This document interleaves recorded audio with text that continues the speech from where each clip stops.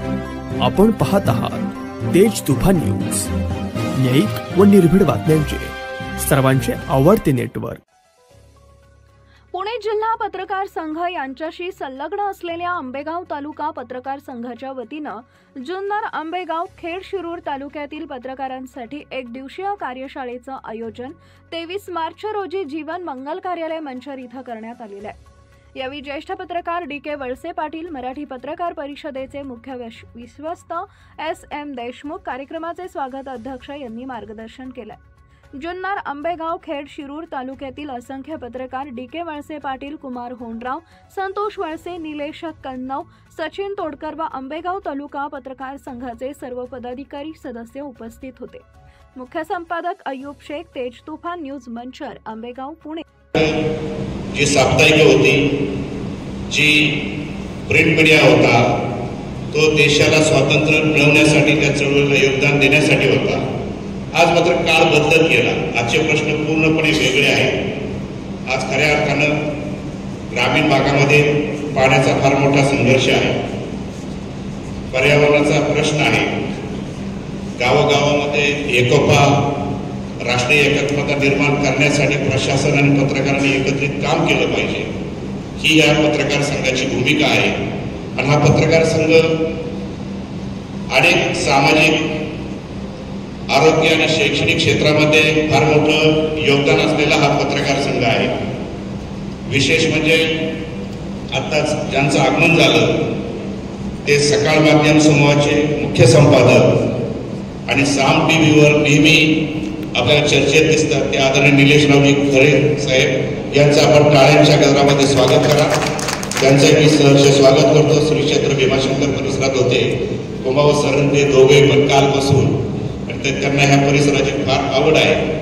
मी पुन्हा मूळ मुद्द्याकडे येतो की सर, या भागात जे पाण्याचा संघर्ष आहे, पुढं प्रत्येक गावागावात, तालुक्यामध्ये पाण्याचा संघर्ष सुरू होणार आहे आणि हे पाणी काटकसरीने वापरावं, गावामध्ये पर्यावरणाचा समतोल राखण्यासाठी पुढाकार घ्यावा, त्यासाठी आंबेगाव तालुका पत्रकार संघाचं फार मोठं योगदान आहे। आमच्या पत्रकार संघाने आदर्शगाव बागडी या गावामध्ये राळेगण सिद्धी हिवरे बाजारच्या प्रमाणे ते गाव आदर्श करण्यामध्ये आमच्या पत्रकारांचं फार मोठं योगदान आहे। दिवाळीनंतर पहिला टँकर त्या गावात जात होता, त्या गावात फक्त वृद्ध लोक होते आणि पिण्यासाठी कावडीने पाणी घातलं जात होतं, असं भयानक चित्र त्या गावचं होतं। आणि त्या गावाला पत्रकार संघाने पुढाकार घेतला आणि दिलीप वळसे पाटील यांनी स्वतः आणि भीमाशंकर कारखान्याचं, ज्याचा आज राष्ट्रीय पुरस्कार मिळाला, त्या कारखान्याचे त्या गावामध्ये फार मोठं योगदान आहे। त्या गावामध्ये सलग समतल चर केले, बंधारे बांधले आणि आज उन्हाळ्यात पाणी भरलेलं आहे। जे 35 कुटुंब बाहेर गावी गेली होती ती तर आलीच, आणि आज जवळजवळ 100-150 मजूर त्या गावामध्ये काम करतात। त्या गावाचं परिवर्तन झालं। वृक्ष लागवड आणि संवर्धनेसाठी साहेब आम्ही किती हटके प्रयोग राबवला। त्या गावामध्ये लग्न झालं का ग्रामपंचायतमध्ये नाव नोंदणी करण्यापूर्वी 2 वृक्ष लावायचे, त्याशिवाय त्याची नाव नोंदणी केली जात नव्हती। 2 झाडं लावली, वर्षा-दीड वर्षांनी बाळ होईल, बाळाची नाव नोंदणी करण्यापूर्वी त्या गावामध्ये त्या कुटुंबाने 1 झाड लावायचं, बाळाचा वाढदिवस, झाडाचा वाढदिवस बरोबर करायचा। तिसरा ठराव घेतला, गावामध्ये हनुमानाचं जागृत मंदिर होतं, कोणी मोटरसायकल घेतली तर ते पुजारी पूजा करत होते। श्रद्धा म्हणा, अंधश्रद्धा होता, जर पूजा केली तर अपघात होते अशी त्यांची भावना होती। मग आम्ही त्याचाच फायदा घेतला, पुजाऱ्याला ग्रामसभेत बोलवलं, 100 मोटरसायकल घेईल, चाकाप्रमाणे त्यांनी झाड लावायचं, त्याशिवाय पूजा करायची नाही। कार घेतली तर मोटरसायकल घेतली 2 झाडं, कार घेतली तर 4 झाडं आणि ट्रक घेतली तर 6 झाडं। आणि अशा पद्धतीने गाव एवढं जोरात झालं, पाऊस वाढला सगळ्यात महत्वाचं, आणि गाव दुष्काळ हद्दपार झाला। 4-5 वर्षापूर्वी दुष्काळाची परिस्थिती झाली। निमगाव सावा गावाला त्या गावाने टँकरने पाणी दिले, याचा मला आवर्जून उल्लेख करावा लागेल। आणि त्यापेक्षा पुढचं म्हणजे त्या गावाला राज्य शासनाने प्रथम क्रमांकाचा पुरस्कार दिला। पुरस्कार देत असताना विशेष म्हणजे त्याचं जी कमिटी आली होती त्याच्यामध्ये यशदाची महासंचालक आणि गृह खात्याचे सेवानिवृत्त सचिव आनंद लिमय होते, पोपटराव पवार होते, पोपटराव पवार होते, अण्णा हजारे होते, आणि चौथे म्हणजे बाबा आमटेची म्हणजे विकास आमटे होते।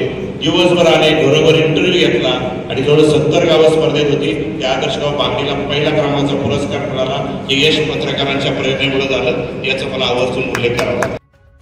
ही कायद्याची अंमलबजावणी होत नसल्यामुळे अशा पद्धतीचा एक नवा ट्रेंड सुरू झालेला आहे.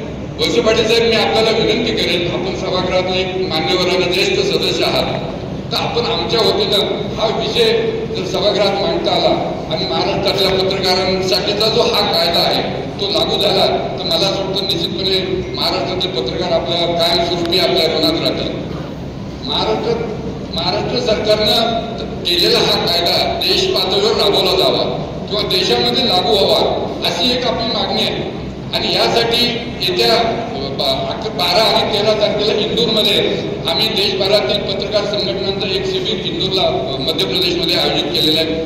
तिथल्या लोकांना देखील आपण हे कायदा नेमका काय आहे महाराष्ट्र सरकारने लागू केलेला त्याची माहिती देणार आहोत. आणि या संदर्भामध्ये आम्ही देशाचे जे गृहमंत्री आहेत अमित शहा यांच्याशी देखील आम्ही त्यांच्याशी देखील संपर्क साधलेला आहे आणि त्यांना देखील विनंती केलेली की हा कायदा महाराष्ट्रासह देशामध्ये लागू केला जावा.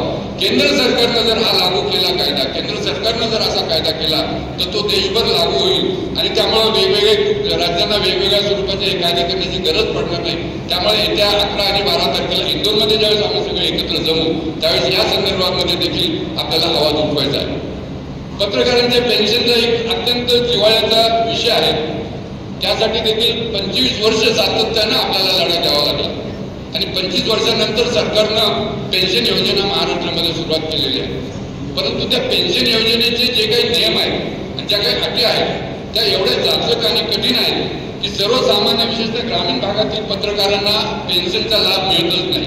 हे 5 वर्षापूर्वी ही पेन्शन योजना महाराष्ट्रामध्ये सुरुवात झाली. फक्त आतापर्यंत 123 पत्रकारांना या पेन्शन योजनेचा लाभ मिळतो. महाराष्ट्रामध्ये गरजू पत्रकार ज्यांचं 60 वर्षाच्या वर वय झालेलं आहे आणि त्यांच्याकडे उपजीविकेचं अन्य साधन कुठले नाही अशा पत्रकारांची संख्या 300च्या वर आहे.